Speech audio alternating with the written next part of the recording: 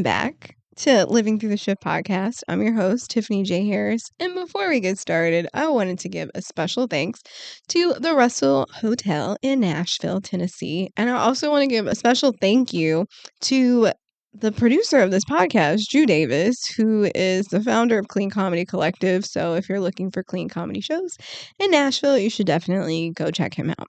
So today we are going to have a check-in episode, and we're going to talk a little bit about, what's been going on in my life. And we're also going to talk a lot about the previous episode, my episode with my friend Lydia Leiker, and some really great things that I got from it. If you haven't gotten a chance to go look at it, I definitely suggest you go take a listen. It was a very great episode. It's really vulnerable, and especially for those of us who are going through this and we feel like we're the only ones who are going through this, you're definitely not alone.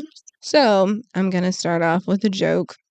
And if anyone has met my mom, she's very sweet right now. And whenever my mom is thirsty, she always says, I want a drink. And she always says, I want a cold one. I want a drink. So recently she was in the hospital and she kept saying, I want a drink. And when I came in, the nurse, she said, she keeps asking for a drink. And I said, okay. And the nurse says, how long has she been an alcoholic? And I said, and before I could really go into it and explain why she keeps saying that, she's like, because I've been in recovery for a really long time. And she goes into this like very long story into, like her being sober. And I just kept thinking like, please don't pull out your chip. Please don't pull out your chip. Please don't pull out your chip. And then she goes back to me and she says, how long has your mom been an alcoholic? And I was like, oh, it's really new. It's really new. It just started, and we've just been trying to, but just give her a Coke with some ice, and she won't even know that there's no rum in it. So yeah, apparently people think my mom's an alcoholic, but really she's just thirsty because she literally wants a drink. So I'm working on that joke. But if you all know too, I do stand-up comedy and try and do it around Nashville, but I can't do as much with caregiving. But you can see a little bit, and if you ever want to go like to Bellevue or something, there's a lot of clean shows. But on Wednesdays, Why Not Wednesday, my friend Rhonda Sweat, she does a show there as well. So if you're always looking for some laughs, definitely go check it out. I wanted to talk a lot about what happened last week, what's been going on with my life. So my mom, she's been in the hospital. She's out of the hospital now. We're transitioning, her back to the house. And that's been a really interesting and stressful and overwhelming situation for me. But I've been trying to continue doing the podcast. And my friend Lydia Leiker came on a couple weeks ago, and it was really great to hear her story. She talked about her and her husband, Dick, and their love story. And it was just really sweet just hearing about, their love story, how they've been together for over 20 years. And also how, they started off dating, and then now she's kind of turned into her husband's caregiver. And I know we all say for better or for worse, and that is kind of where she is right now. She's kind of in what we talked about before, was we're in this waiting room.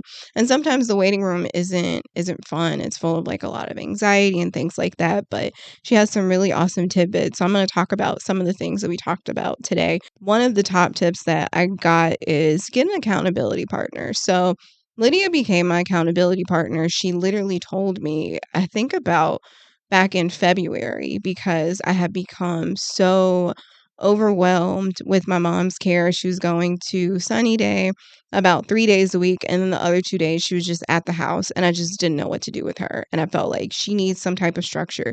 She needs some type of care. And she said, I'm going to be your accountability partner, and I'm going to help you find someone who is going to be able to help you. So she suggested a local daycare program, and she says, and I know the owner and the founder, and I've worked there with them specifically, and they're amazing. And I started sending my mom there about a month later, and it was just the perfect thing. And when I say accountability partner, it could be your best friend, but I feel like a lot of us like to throw out that term a lot when we say accountability partner. I'll say it like this. The first time I really wanted to lose weight, I remember thinking like all my friends want to have like similar goals as me, because we all want to be healthy. And I remember saying, hey, you guys, let's all be accountability partners. Let's all go to the gym together, whatnot. And I remember all my friends would say, like, "We wanna go to brunch. We wanna go get a burger." And I realized, okay, like, I don't think people wanna support me in this endeavor, and that doesn't necessarily mean that they don't, it's just that's just not what they want. But especially when you're a caregiver, sometimes it's hard to have an accountability partner with someone who's not even going through this, or they haven't even been through something like this. That's not even where they're at right now. So if you are, financially, you're like, "Oh, I'm in debt. I'm trying to get better." And then you have a friend who, maybe they've never had to deal with finances before. They might not want to be your accountability partner because that's just something that they've never really understood. But for someone who's an accountability partner, that does not necessarily mean that you both have to be on the same level, because I feel like for me and Lydia, and we talk about this, and especially when I first started going, people would point out my age. They're like, they would feel so bad for me because I was younger than them. And they would say, like, "Oh my gosh, we feel so bad for you because, you're in your 30s and you should be like going out and like dating and just having, regular 30-year-old experiences." And that doesn't mean that because you're younger, that doesn't mean that you can't give someone else support or you haven't been in a similar situation. So I worked in social services for over 10 years. So I have something to be able to help people in my support group, even though I'm not really going through the same, stages of dementia that maybe they're in. There's still things that I can do. Or like maybe I have, background in nonprofit organization, or maybe it's, hey, I'm really good at building community. Hey, you guys, let's go do a comedy show together and we're going to get everyone together. And that's what I did. So there's different things that you can do to be a really great accountability partner. So I remember, telling her, like, these are some of the things I really want to work on, with my organization, with moving and things like that. And that was just something that, she just listened to me, or she was able to give me, some type of instruction to say, like, this is who you should reach out to. And I think when a lot of people feel like, if they're listening right now, maybe you're saying, "I'm not a caregiver. I'm a friend of a caregiver. I'm listening to this podcast because my friend is going through the same thing." I think this is a great way to say, okay, if you have a resume, you can be accountability partner. You have skills. So you have to take your resume and you have to sell yourself to, unfortunately, like the nice way of saying it, but you just have to say, like, "Hey, this is what I'm really good at and this is why I want this job." And you can take the exact same thing and replicate that for your friends or for your community or whoever you're trying to help. So if you're really great with finances, or you're really great with organization and you really want to help, that is something that you can really do. Or if you're really good at saying, "Hey, like, I really just love sitting with people." There are some people that they really love just sitting with people. They love being a companion and they are so great at that work. There's people who will just say, like, "Hey, I'll just come over and like sit with your mom and you can like go do whatever you need to do." And there's people who will do that. And that is how you can help someone be an accountability partner. So we talked about that. And especially in our support groups, an accountability partner, we are supporting each other. So if you've never been to a support group, if you've never been to, it used to be Monday ladies night group until we got a few guys in there. It's a really magical place where we really just share each other's wins and we really support each other through this process. We are a partner through the whole thing, from the beginning till the end and to after.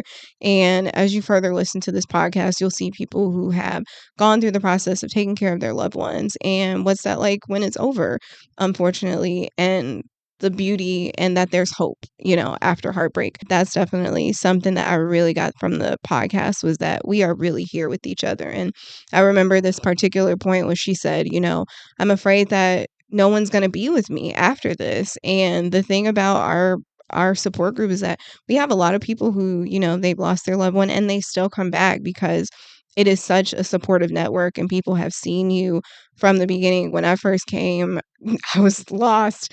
I was a mess. My mom had just gotten diagnosed and I just find myself like sobbing in front of, women that I've never met before. And I'm kind of like, "Hi, I've never met you before. Let me like cry and tell you my mini life story." And it was okay. It was a safe space. And I think we kind of throw out that word a lot, what a safe space is, but especially if you go to like a real support group, it is a safe space, and no one's going to sit there and say like, "Oh my gosh, I can't believe she cried," or something like that, because I know that I grew up with my parents where, they just don't understand tears. It's just not a thing. Like, tears, I don't know, maybe it's sweat leaving your eyes, I don't know. But for me, it's like I'm overwhelmed. It's a lot, and I don't really know how to express my feelings. So the only thing that I can do is sob, and I'm an emotional person. So I would definitely go back and look at that. So then secondly, she talked about finding the green lights. So especially in when you are anyone's, caregiver, but especially for her, she's been married to her husband, and that I know that that was something that they definitely didn't expect, and that was something that wasn't really discussed. I think we really just want to live in these really good moments, and unfortunately they started to realize that this is going to change. And I said, how do you have hope? And she said, I look for the green lights. And that is, maybe today I can hold his hand, or maybe today I can give him a kiss, because if you are a caregiver, your loved one, sometimes they might think that you're someone else. And that can be really hard. And sometimes, people, I think for even me, I have to like compartmentalize it. But, maybe after 50 times, it kind of gets to me in the middle of Kroger. And I'm kind of like, why am I like upset? I have no idea. But it's finding the green lights. So for me, I got a Whirly Pop, like a Whirly, yeah, it's like the Whirly Pop popcorn maker, and it's making popcorn with my mom. Not every night, but maybe after the cleaning lady came and I was able to make some popcorn on the stove, and we could just sit on the stove and like sit in the kitchen or sit on the couch and just chill. Not sit on the stove. No, we're not cooking, but we can sit, you know, and eat popcorn and enjoy the night. That's like the best part, is you're enjoying the green lights. And I understand it because it can be really frustrating, especially for people who say stuff like count your blessings, like you should be grateful, and this is a struggle. So it's really hard for you to say, it's hard for me to be um excited about this, or grateful for this moment, because maybe you've been financially screwed, maybe you've been emotionally screwed, maybe you've lost friends,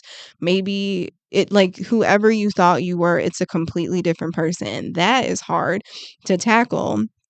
So I'll say the green lights are the smallest forms of, like, I'm not telling you be like the greatest, like be the most grateful. I think literally one day I wrote like, thank God for pancakes, because it was a day that it was a good day, and we just made, if anyone knows me, when I try to be gluten free, we made gluten free pancakes, and I was killing it. I was like, we made blueberry gluten free pancakes, and it looked amazing, and we put it on really nice plates, and I was like, wow, that was a good day.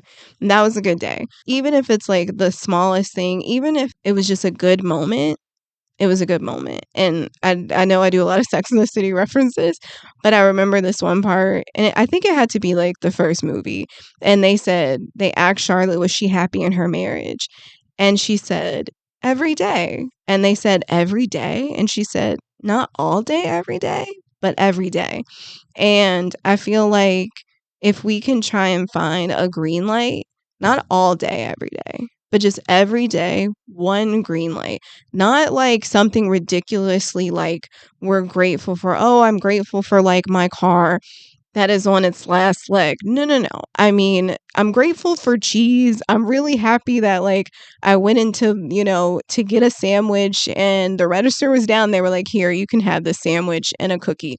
Like things like that. Very, very minimal things, because when we find the green lights, especially and if you can find the green light with your loved one, that's even better, but sometimes you're not with your loved one every day, because maybe you are not with them 100%. Maybe they're in a place. So like trying to find the green light so that you stay sane, because when you're around people who are in a completely different season as you, it's really easy to get caught up in the comparison trap, and it can make you go crazy. And then also, I will say, number 3, you're not failing. So we talked a lot about this, and it's this idea of, especially if you have someone who has dementia or neurodegenerative disease, you constantly will see them decline, and you feel like the decline is yourself. And I'll say for myself, I used to feel like, oh my gosh, like it's me, I did this, like that's why she's declining. No, that's the disease. And if you go to a support group,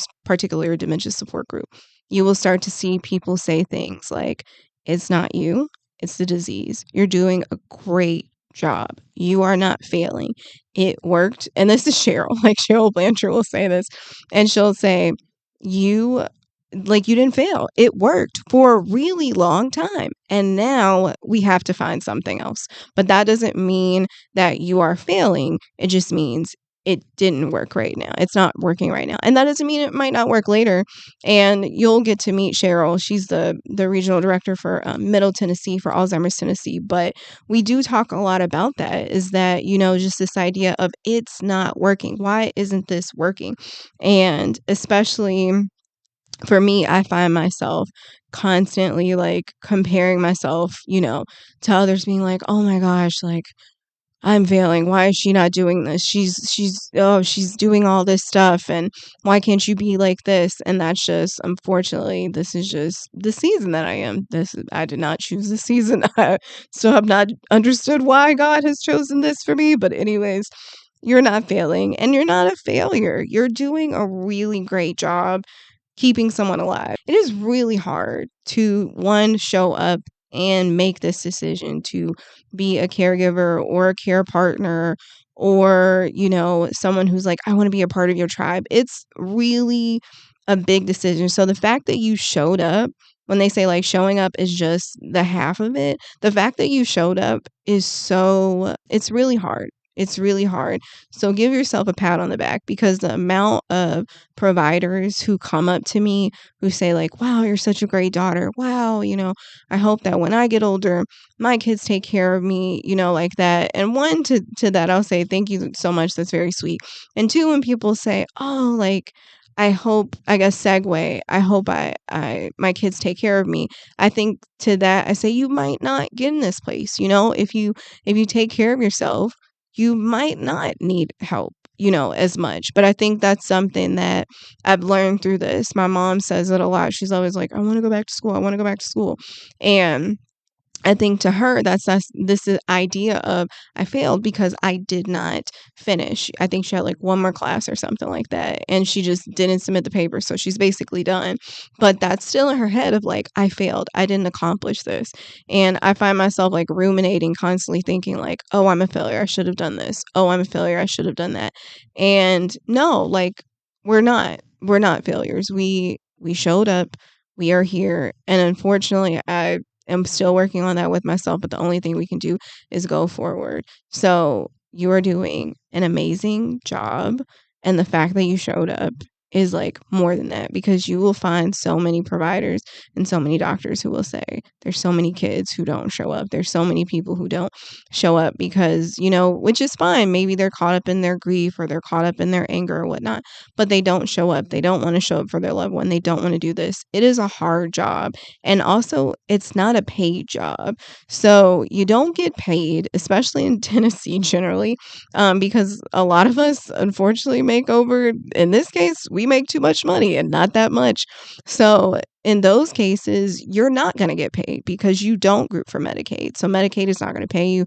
Tennessee has not expanded Medicaid. I'm from Illinois, so it's a little bit different. You're doing a really great job. You're figuring it out. You're a project manager, you don't even know. You're a fiscal manager, you don't even know it.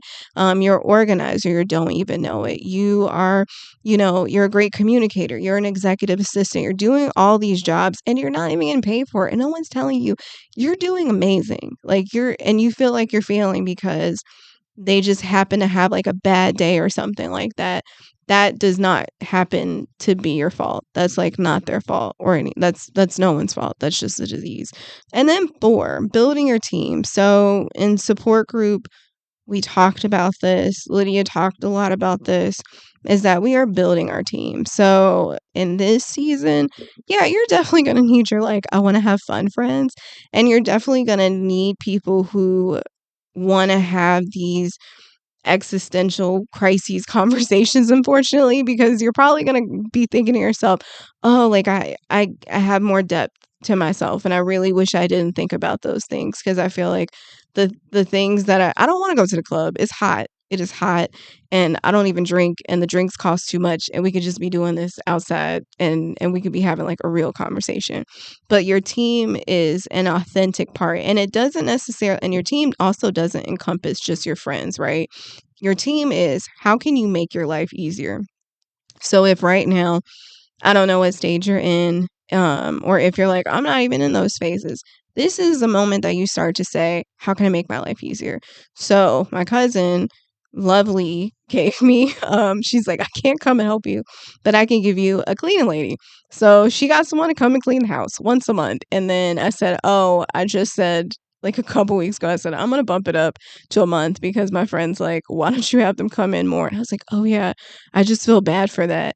No, you're building a team, someone to make your life easier, because you are doing a lot trying to take care of them. And when your house is clean, especially for someone with dementia, they hate clutter. So my mom was like a very cluttered person. And then now all of a sudden she doesn't like clutter. And I have ADHD. So it's just like, okay, God, I get it. That's something that you're working on me with. Thank you. But this is where you start to say, do I really have to do that? And we talk a lot about that in these things of, do I really have to do that, or do I feel guilty, or is there some type of sense of like, I have to be there to do that? And no, you don't. Like, sometimes I think I felt like, oh, when she goes to this program, I have to be there every single day, and I have to make her a really perfect lunch, and I have to do all this stuff. No, I don't. The past couple weeks, it's been crazy since she got out of the hospital. And I said, like, you're going to eat with everyone else. And she said, I don't get a lunch. And I'm like, you're going to be fine. You're going to be just fine. And it's okay. But I made her lunch today, and that was fine. I said, you get 3 lunches homemade by me, and the other 2 days you may or may not. It's been a crazy week. But that doesn't mean you love them any less. So how can you make your life easier? And I know that everyone's finances are different. So even like having a cleaning person, that can be, I know that for me, I was like, wow, that's like such a thing of privilege for me to even say. But for some people, what are some things that you feel like you don't have to do? Do you have to pick them up, or do you think the caregiver can pick them up? I started to say, oh, the caregiver picks her up she comes to the house at this time, and that's the same time that she gets out. Why don't I just let her pick them up, so that I don't have to do that? And that takes stress out of my schedule, and I don't have to be there. I don't have to do all those things. And I think the thing is, especially if you are someone's primary caregiver and you're the one who's like always there, they're going to be okay. They know you're coming back. I know sometimes there's like a little bit of fear, and especially, for my mom, she always thinks like, "Oh no, like I thought you weren't coming." I'm coming back. I am coming back. Don't worry. I'm still here. But even in that sense of, who's coming back for you? So who's coming back to take care of you? And I think that's the question that you have to ask yourself, is how can I come back for myself, and how can I make things easier for myself? So maybe that is like, oh, I can't afford a cleaning person. Like I can assign this out of my parents' funds to pay for this, or like my friends have suggested, like maybe you should get someone to cook for you all, to like meal prep, not like meal prep, but food prep. Maybe they can prep your proteins, prep your vegetables, or something like that. Or maybe there's things that you like to do that you're like, I love cooking, but I don't like cleaning. Or I like cleaning, but I don't like doing errands. Find someone who can do that. And it does not have to be someone in your friend group. And I'll say this because, unfortunately, the tribe costs money now. It does. Gas costs money. People don't always do stuff for free, unfortunately. But I will say, when you have a support group, you would be really surprised to find people who are really excited to help you, especially like in the churches. Like the church ladies will be like, oh, I'll sit with her. So you would be surprised, but also be ready to let that go, let that responsibility go. It might be uncomfortable for a while. It's kind of like, letting your kid go off to preschool are they going to be, they're going to be fine. They're going to be just fine. They're going to be okay. And building the team for yourself for who you need now and later. So when they're here, and unfortunately when they're not here, because I have to think about that, and I have to think, what type of support do I need right now in this moment? And also, what type of support do I need towards the end and when my mom is not here, like knock on wood. But unfortunately, those are things that we have to think about. And lastly, you are a baddie, okay? And if I have a suburban woman on there, she's like, what is a baddie? You are a bad bitch. Okay, excuse my French, but you are. You're doing an amazing job, okay? You are keeping someone alive. You are. It's so much work. It's trying to find, Lydia was trying to find the right doctors, and then, trying to find the right diagnosis. And I think before, she originally had just like an Alzheimer's dementia diagnosis, and then she found out that Dick had Lewy body dementia. And if anybody knows about Lewy body dementia, it's just a completely different disease. It's got a lot of, like sundowners, and, just sometimes issues with sleep and things like that, and, hallucinations and delusions. And once she got the right diagnosis for him, things changed and really took off for them, and they took off for her. And I will say, that was really hard, and I know initially it was like, oh my gosh, am I failing? Am I not doing a really great job because this isn't working? And you're keeping someone alive who's like not your kid. And if you do have someone who is your kid, because I know some people are listening to this and they do have kids, it's just hard. You're keeping someone alive, probably over the age of 18. They're an adult.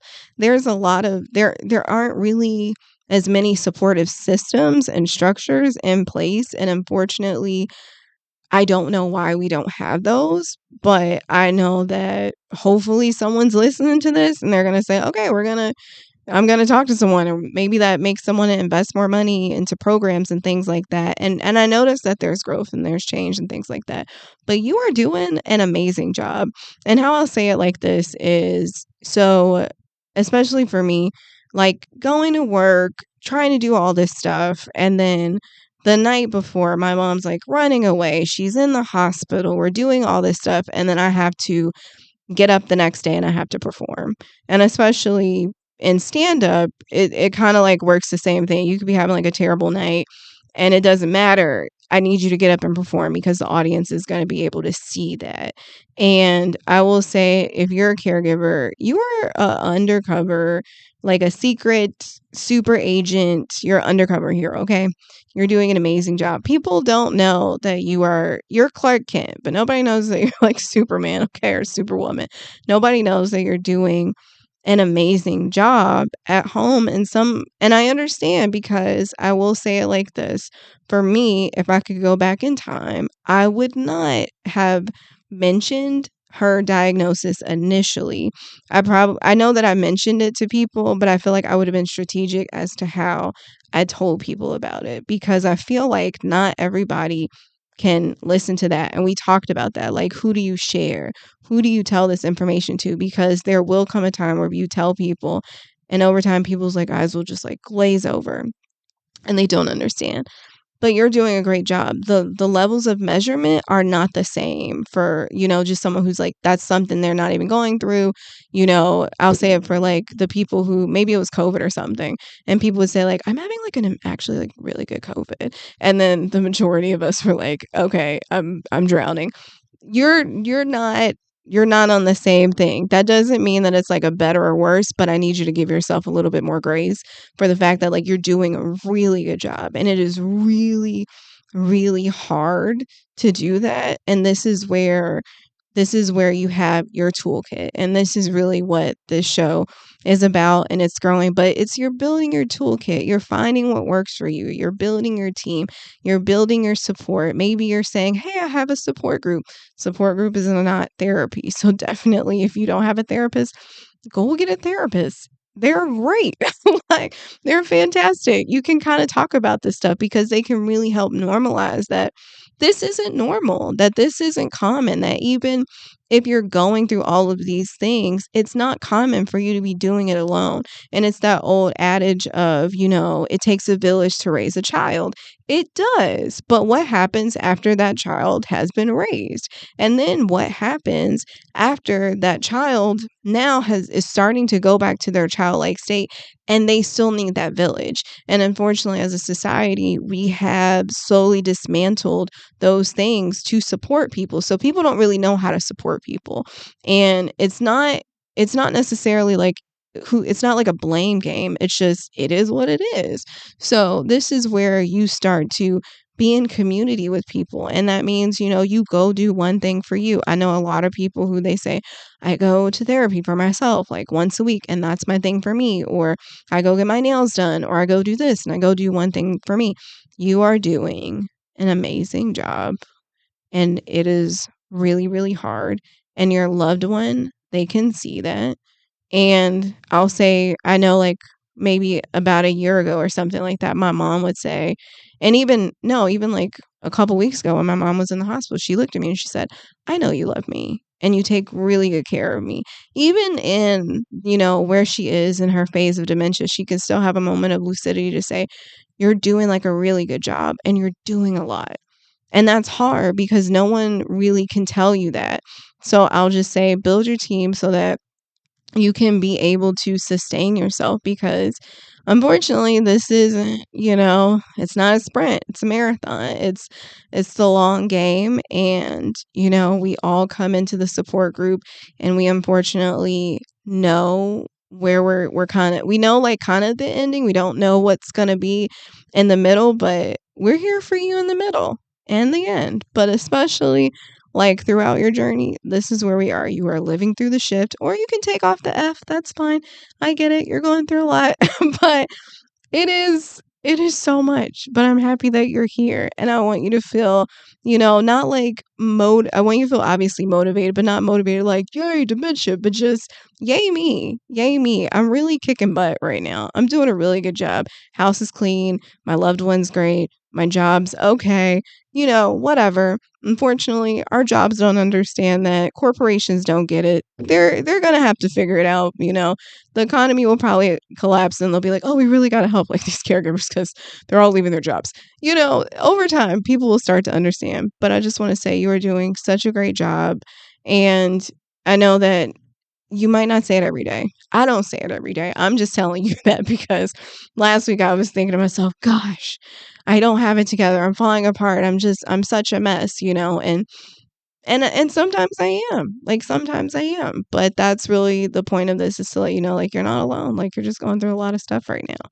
And it's not fair and it's not easy, and some of us are on different playing fields, but I will say that sometimes it can be easier, that if you're a little bit more flexible, if you're like, you know what, I don't really like where things are going, you can't necessarily change the disease, but you can change yourself so that you can be in the place to, be ready. So I was messaging somebody on a forum, and they were talking about, how they could see their parent declining relatively sooner than they expected. And they said, I, got my money together, I bought a house, I got everything great. And I really do think that, for me, I was like, wow, I really wish that I wasn't afraid to change, that I wasn't so inflexible, because I just felt like, okay, I can change, I can do all this other stuff for her, but for me personally, I just can't. But that would have been a really great way for me to say, what would a really nice morning for us to look like? And also understand that we have some parents who were not always the greatest parents. So sometimes they're a little bit spicy. My mom was spicy my whole life. Now she's sweet. She's definitely like a Sour Patch Kid. So perfect. But, for those of us just trying to figure out. So if you're, maybe you're in the early stages of your life, the disease, or you're seeing your parents and you're kind of like, I can kind of see what's going on. This would be a great time to just start like brainstorming and just saying, based off who they are right now, what would my life be like if I had to take on this role? And what would I do?